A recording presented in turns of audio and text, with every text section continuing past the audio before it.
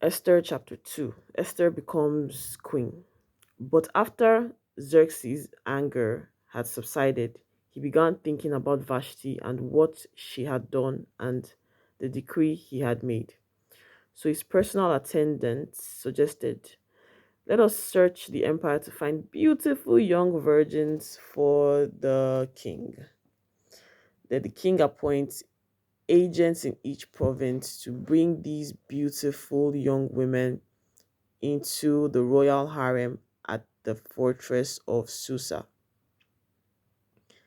Hegai, the king's eunuch in charge of the harem, will see that they are all given beauty treatments. After that, the young woman who most pleases the king will be made queen instead of Vashti. This advice was very appealing to the king, so he puts the plan into effect. At that time, there was a Jewish man in the fortress of Susa whose name was Mordecai, son of Jair. He was from the tribe of Benjamin and was a descendant of Kish and Shimei. His family had been among those who, with King Jehoiachin of Judah, had been exiled from Jerusalem to Babylon by King Nebuchadnezzar. This man had a very beautiful and lovely young cousin, Hadassah, who was also called Esther. When her father and mother died, Mordecai adopted her into his family and raised her as his own daughter.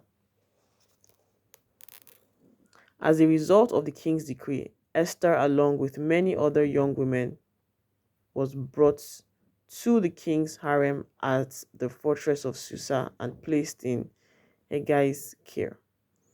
Hegai was very impressed with Esther and treated her kindly. He quickly ordered a special menu for her and provided her with beauty treatments. He also assigned her 7 maids specially chosen from the king's palace, and he moved her and her maids into the best place in the harem.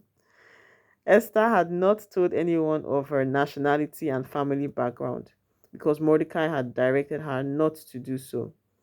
Every day, Mordecai would take a walk near the courtyard of the harem to find out about Esther and what was happening to her.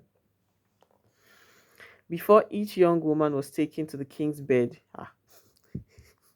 she was given the prescribed 12 months of beauty treatment, 6 months with oil of myrrh, followed by 6 months with special perfumes and ointments.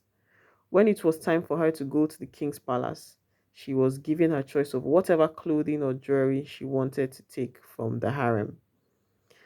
That evening, she was taken to the king's private rooms, and the next morning, she was brought to the second harem, where the king's wives lived. There, she would be under the care of Shashgaz, the king's eunuch in charge of the concubines. She would never go to the king again unless he had especially enjoyed her and requested her by name. Esther was the daughter of Abihail, who was Mordecai's uncle. Mordecai had adopted his younger cousin Esther. When it was Esther's turn to go to the king, she accepted the advice of Hegai, the eunuch in charge of the harem. She asked for nothing except what he suggested, and she was admired by everyone who saw her. Esther was taken to King Xerxes at the royal palace in early winter of the 7th year of his reign, and the king loved Esther more than any of the other young women. He was so delighted with her that he set the royal crown on her head and declared her queen Vashti. Instead of Vashti. To celebrate the occasion, he gave a great banquet in Esther's honor for all his nobles and officials, declaring a public holiday for the provinces and giving generous gifts to everyone. Even after all the young women had been transferred to the second harem and Mordecai had become a palace official, Esther continued to keep her family background and nationality a secret. She was still following Mordecai's directions, just as she did when she lived in his home. Mordecai's loyalty to the king. One day, as Mordecai was on duty at the king's gate, Two of the king's eunuchs, Bigthana and Teresh, who were guards at the door of the king's private quarters, became angry at King Xerxes and plotted to assassinate him. But Mordecai heard about the plot and gave the information to Queen Esther. She then told the king about it and gave Mordecai credit for the reports.